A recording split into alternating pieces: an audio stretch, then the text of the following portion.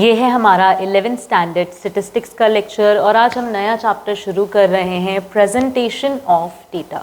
ये चैप्टर हम 2 वीडियोस में कवर करेंगे। फर्स्ट वीडियो में एक चैप्टर का बेसिक आउटलुक और कुछ टाइप्स समझेंगे एंड नेक्स्ट वीडियो में इसको फर्दर कंटिन्यू करेंगे। तो सबसे पहले अपना जर्नी ट्रैक कर लेते हैं स्टैटिस्टिक्स का। हमने सबसे पहले स्टैटिस्टिक्स का मतलब समझा, देखा कि कैसे हम डेटा के साथ खेलने वाले हैं, डेटा को समझने वाले हैं, यूज़ करने वाले हैं। डेटा के टाइप्स देखे, डेटा के सोर्सेज देखे, फिर डेटा को कलेक्ट करना सीखा, फिर कलेक्टेड डेटा को ऑर्गेनाइज करना सीखा। अब जो डेटा ऑर्गेनाइज हो चुका है, सॉर्ट हो चुका है, क्लासिफाई हो चुका है, उस डेटा को कैसे प्रेजेंटेबल बनाना है, सुर्खी बिंदी लगानी है बेसिकली, वो हम प्रेजेंटेशन चैप्टर में सीखने वाले हैं। शुरू करते हैं प्रेजेंटेशन का। बुक हमें मतलब क्या दे रही है? When your data is collected and organized, it must be presented in some useful form. जो भी डेटा कलेक्ट हुआ है, ऑर्गेनाइज हुआ है, उसे अब हम यूजफुल फॉर्म में कि लोग उससे मतलब निकाल सके, उस तरीके से हम उसे क्या करेंगे? प्रेजेंट करेंगे। एक अच्छा प्रेजेंटेशन ऑफ डेटा हाईलाइट करेगा डेटा को, और जो भी डेटा में इंपॉर्टेंट पॉइंट्स हैं, जो चीज़ें हमें ध्यान में रखनी है, उसे हाईलाइट करेगा और कंपैरिजन पॉसिबल करवाएगा डिफरेंट जो भी हमने डेटा कलेक्ट किया। कितने टाइप के प्रेजेंटेशंस हो सकते हैं? टेक्सचुअल या डिस्क्रिप्टिव प्रेजेंटेशन, टेब्यूलर प्रेजेंटेशन और डायग्रामेटिक प्रेजेंटेशन। टेक्सचुअल टेक्स्ट से प्रेजेंट करोगे, टेब्यूलर टेबल से प्रेजेंट करोगे, डायग्रामेटिक डायग्राम से प्रेजेंट करोगे। डिटेल में समझेंगे इनको।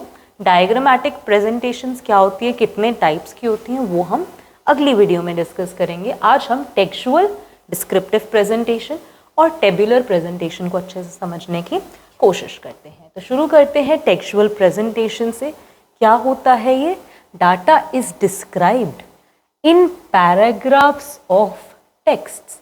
It is suitable when data is not very large। अच्छा, ये पढ़ने से पहले हम एक बार एग्जाम्पल देखते हैं कि टेक्सचुअल प्रेजेंटेशन किस तरीके से किया जाता है। In a strike call given by the trade union of shoemaking industry in the city of Delhi, 50% of workers reported for the duty and only 2 out of 20 industries in the city were totally closed।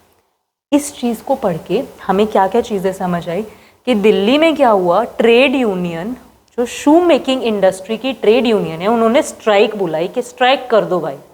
उस strike में 50% workers काम पे आए थे, 50% workers काम पे नहीं आए थे, एंड टोटल जो 20 इंडस्ट्रीज़ हैं दिल्ली में शू मेकिंग की, उसमें से सिर्फ 2 ही ऐसी इंडस्ट्री थी जिसमें बिल्कुल भी काम नहीं हुआ, जो बिल्कुल शटडाउन। अब यहाँ पे ये हमारा क्या है? स्टेटिस्टिकल इंफॉर्मेशन है। 2 आउट ऑफ 50 या 50% जो हमारा डेटा है, बेसिकली दिल्ली का डेटा है, ये सब हमारे डेटा को उन्होंने इंस्टेड किसी एक सिंपल टेबल या डायग्राम बना के दिखाने की जगह उन्होंने हमें कैसे दिया? पूरा लिख के एक डिस्क्रिप्शन दे दिया। ऐसे डेटा को हम क्या बोलते हैं? डिस्क्रिप्टिव या टेक्सचुअल। जहाँ पे आप क्या कर रहे हो? पैराग्राफ्स लिख रहे हो टेक्स्ट के, बात को प्रेजेंट करने के लिए। ये कहाँ सूटेबल होगा, कहाँ आप ये टाइप ऑफ प्रेजेंटेशन यूज़ करोगे? जहाँ डेटा कंपैरेटिवली क्या है? स्मॉल है। क्योंकि अगर यहाँ पे दिल्ली के साथ साथ सारी जितनी भी सिटीज़ है, सबका डेटा होता तो कितने बड़ा पैराग्राफ बन जाता, कितने पेजेस दर पेजेस बन जाते, तो उसे समझना, एनालाइज करना मुश्किल हो जाता। तो हम क्या करते? टेबल बनाते या फिर डायग्राम से उसको समझने की कोशिश करते, टेक्स्ट नहीं लिखते। टेक्स्ट कहाँ यूज़ करेंगे? जहाँ पे डेटा कंपैरेटिवली क्या है? कम है। ड्रॉबैक क्या है इसका? अगर आप टेक्स्ट में अपने डेटा को प्रेजेंट कर रहे हो तो प्रॉब्लम क्या आ सकती है कि लोग कहीं ना कहीं बोर हो सकते हैं, इरिटेट हो सकते हैं, उनको ऐसा फीलिंग आ सकता है कि सारा टेक्स्ट पढ़ना पड़ेगा एक क्वांटिटेटिव इन्फॉर्मेशन तक पहुंचने के लिए। लाइक अगर मैं यहाँ पे क्वांटिटेटिव इन्फॉर्मेशन सीधा देखूँ, 50%, 2 आउट ऑफ 20, मुझे कुछ समझ नहीं आएगा। मुझे सारा टेक्स्ट पढ़ना पड़ेगा बात का मतलब समझने के लिए, क्वांटिटेटिव इन्फॉर्मेशन को समझने के लिए। कहीं ना कहीं ये प्रॉब्लम आती है हमें जब हम टेक्सचुअल प्रेजेंटेशन कर रहे हैं। जो ज़्यादातर ऑफिशियल रिपोर्ट्स होती हैं वो एग्जाम्पल है हमारी टेक्सचुअल प्रेजेंटेशन की, क्योंकि वहाँ पे चीज़ों को एक्सप्लेनेशन के कारण, एक्सप्लेनेटरी नेचर होने के कारण वो टेक्सचुअल प्रेजेंटेशन करते हैं। बोलो बात समझ में आ रही है? हाँ या ना? टेक्सचुअल प्रेजेंटेशन इतना ही है। नेक्स्ट हम क्या बात करें कि टेबुलर प्रेजेंटेशन क्या होता है। आप क्या करते हो, डेटा को सिस्टमैटिकली रोज एंड कॉलम्स में लगाते हो, रोज एंड कॉलम्स में लगाते हो, एंड उसको हम क्या बोल देते हैं, टेबल बोल देते हैं। उस रिप्रेजेंटेशन को क्या बोल देते हैं, टेब्यूलर रिप्रेजेंटेशन। देखो ये आपके पास एक फॉर्मेट है कि आपका टेबल कैसा दिखना चाहिए। इन चीज़ों को आपको ध्यान में रखना पड़ेगा जब भी आपके पास क्वेश्चंस आएंगे एग्जाम्स में, से वो आपको किसी भी चीज़ से रिलेटेड इन्फॉर्मेशन दे देंगे एंड बोलेंगे कि इसको टेबल बना के प्रेजेंट करो, टेब्यूलर प्रेजेंटेशन करो।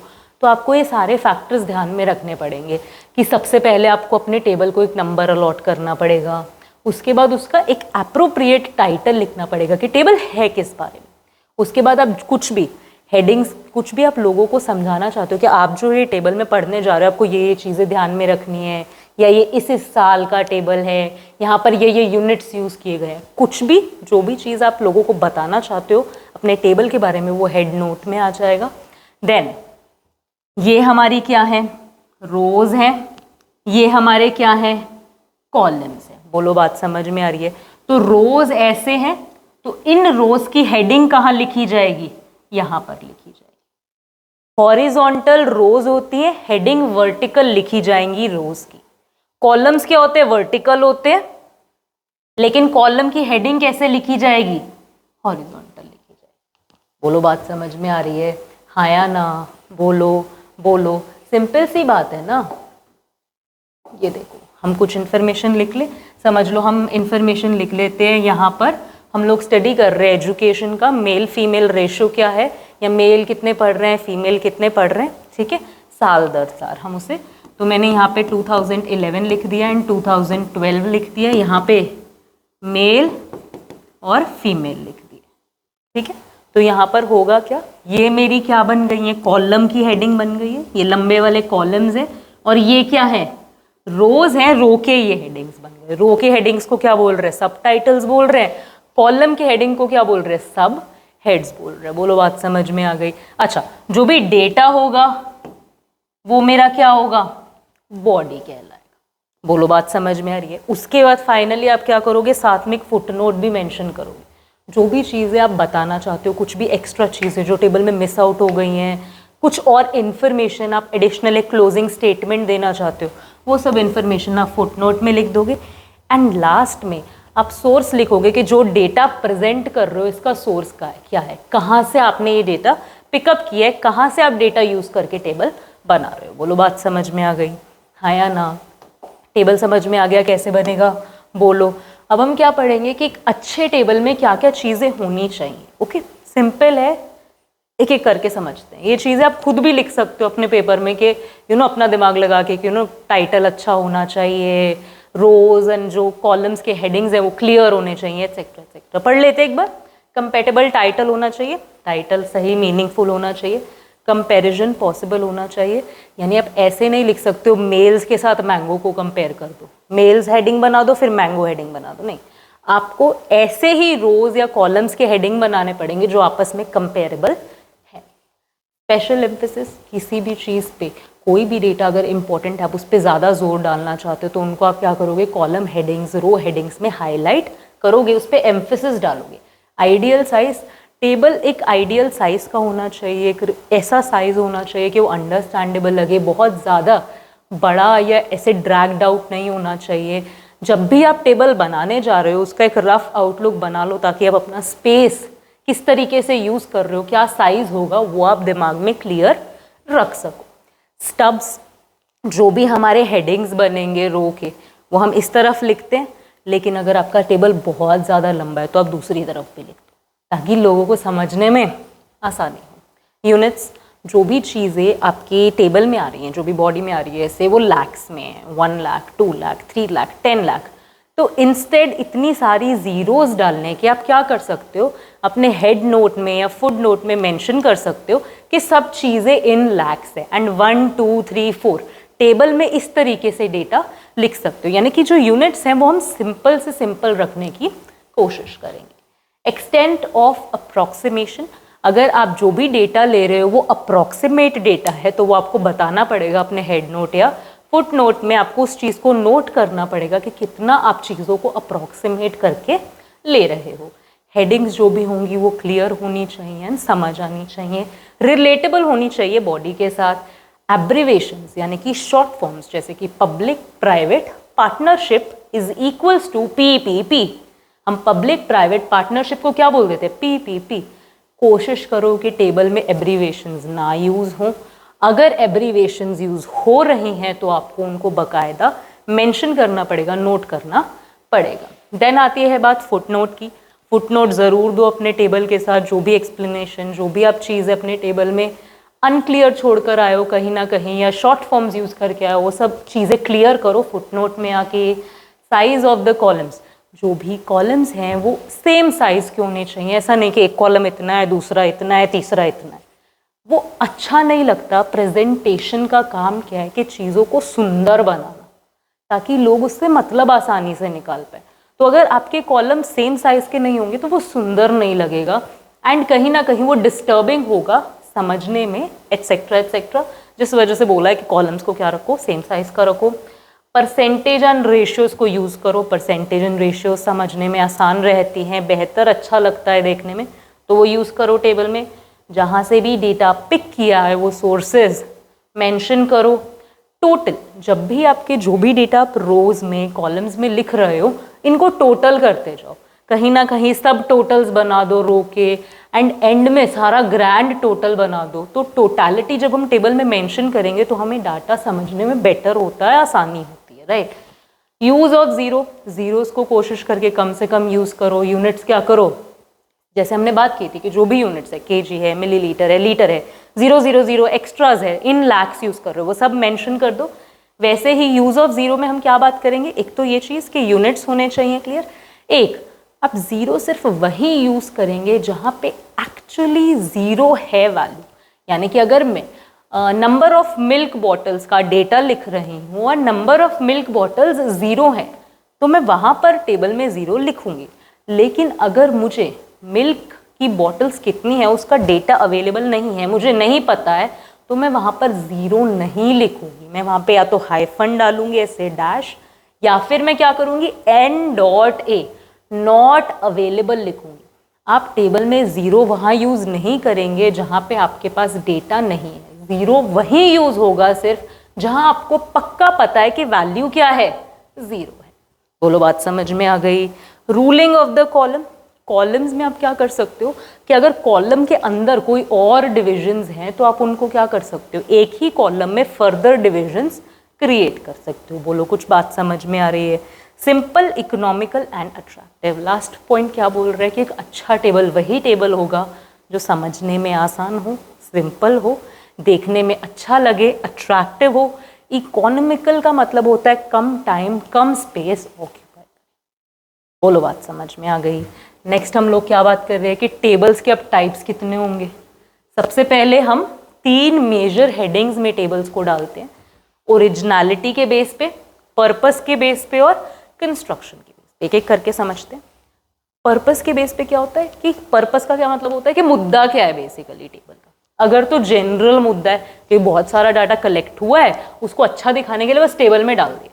अभी मेरा कोई, मैं क्या स्टडी करने वाली हूँ इस टेबल से, इसका कोई अभी क्लियर डेफिनेशन नहीं है, क्लियर नहीं पता है मुझे। डाटा था उसको टेबल में डाल दिया, जनरल पर्पस टेबल, कि अभी इसका कोई पर्पस नहीं है। जनरली पर्पस किसी भी पर्पस के लिए इसे यूज किया जा सकता है।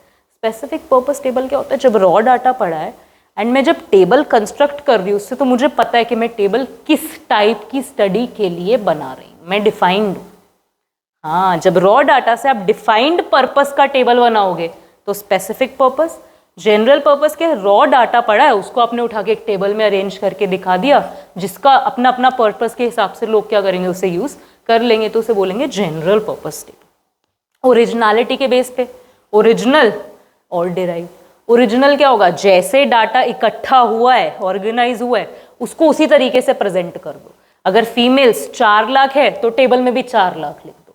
डिराइव्ड में क्या होगा कि परसेंटेज या रेशोज में कन्वर्ट करके लिख दो। फीमेल्स 4 लाख है, टोटल लोग कितने हैं 10 लाख है, तो फीमेल का परसेंटेज कितना हुआ 40%। तो वो हमारा क्या किस चीज का इंफॉर्मेशन है, डिराइव्ड टेबल का इंफॉर्मेशन। बोलो बात समझ में आ गई। अकॉर्डिंग टू कंस्ट्रक्शन क्या है, सिंपल टेबल या कॉम्प्लेक्स टेबल, यहाँ पे कुछ एक्स्ट्रा नहीं होगा। बात क्या होगी कि क्लासिफिकेशन बढ़ती जाएगी, क्लासिफिकेशन हायर होती जाएगी। जो भी हम टेबल्स में रोज एंड कॉलम्स बना रहे हैं उनमें हम मल्टीपल फैक्टर्स ऐड करते जाएंगे। सिंपल में तो क्या होगा, जैसे आप एक नॉर्मल टेबल देखते हो आपके दिमाग में एक नॉर्मल टेबल आता है। कॉम्प्लेक्स में क्या होगा, डबल, ट्राइबल और मैनीफोल्ड टेबल आ जाएगा। होगा क्या, डबल में क्या होगा, जो आप ये कॉलम्स के हेडिंग्स बना रहे हो ना, सबसे पहले आप क्लासिफिकेशन कर रहे थे मेल या फीमेल, वो सिंपल क्लासिफिकेशन था, सिंपल टेबल था, राइट। उसके बाद आप क्या कर रहे हो, male, females, graduates, undergraduates. Male female के साथ एक और फैक्टर क्या ऐड कर दिया, graduate, undergraduate, double table बन गया। ट्रिपल टेबल में क्या होगा, male, female, graduates, non graduates, age of 30, beyond age of 30। एक और फैक्टर ऐड कर दिया मैंने। बोलो मैनीफोल्ड टेबल में क्या होगा कि आप जब 3 चीजों से भी ज्यादा क्लासिफिकेशंस ऐड कर देते हो, 4, 5, 6 फैक्टर्स ले आते हो और भी, उसे बोल देते हैं मैनीफोल्ड टेबल। बोलो नेक्स्ट हम क्या बात कर रहे हैं, classification of data and tabular representation. अब कहीं ना कहीं जब हम टेबुलर रिप्रेजेंटेशन पढ़ रहे हैं तो हमने ये चीज़ शायद रियलाइज की कि क्लासिफिकेशन में भी तो हम टेबल्स ही बना के आ रहे थे। तो classification of data and tabular representation कहीं ना कहीं में क्या हो जाती है, एक तरीके से सेम बात हो जाती है। कैसे, क्योंकि टेबल में भी आप क्या कर रहे हो, क्लासेस ही तो क्रिएट कर रहे हो। एंड क्लासेस क्रिएट करते हैं जब भी हम, तो उसको हम क्या नाम देते हैं, क्लासिफिकेशन। तो ये कितने टाइप्स की हो सकती है, ये हम पहले भी पढ़ चुके हैं। क्वालिटेटिव क्लासिफिकेशन हो सकती है जब आप क्लासेस क्रिएट कर रहे हो टेबल में on the basis of quality. Skilled कितने लोग हैं, अनस्किल्ड कितने लोग हैं, ग्रेजुएट्स कितने लोग हैं, अंडर ग्रेजुएट्स कितने लोग हैं, मेल कितने हैं, फीमेल कितने हैं, अंडर द एज ऑफ 20 कितने, ओवर द एज ऑफ 20 कितने हैं। क्वांटिटेटिव क्लासिफिकेशन जब आप क्वांटिटी के बेसिस पे क्या करते हो, क्लासिफाई करते हो। जैसे कि इस साल का प्रॉफिट समझ लो हम देख रहे हैं अलग अलग कंपनीज का हमारी कंट्री में, राइट। तो हम कह सकते हैं कि 20 लाख टू 30 लाख कमाने वाली इतनी कंपनीज है, 30 लाख टू 40 लाख कमाने वाली इतनी कंट्री है, 40 लाख टू 50 लाख कमाने वाली इतनी कंपनी। पे मैं क्वांटिटी की क्या बना रही हूँ, क्लासेस बना रही हूँ, क्वांटिटेटिव क्लासिफिकेशन। टेम्पोरल क्लासिफिकेशन जब मैं टाइम का क्लासिफिकेशन बना रही हूँ, 2011 में इतने लोग हैं, 2012 में इतने लोग हैं, 13 में इतने लोग हैं, 14 में इतने लोग हैं। स्पेशल क्लासिफिकेशन जब मैं स्पेस को ध्यान में रख के क्लासिफाई कर रही हूँ, यूपी में इतने लोग पढ़े लिखे हैं, बिहार में इतने लोग पढ़े लिखे हैं, पंजाब में इतने लोग पढ़े लिखे हैं, हरियाणा में इतने लोग पढ़े लिखे हैं।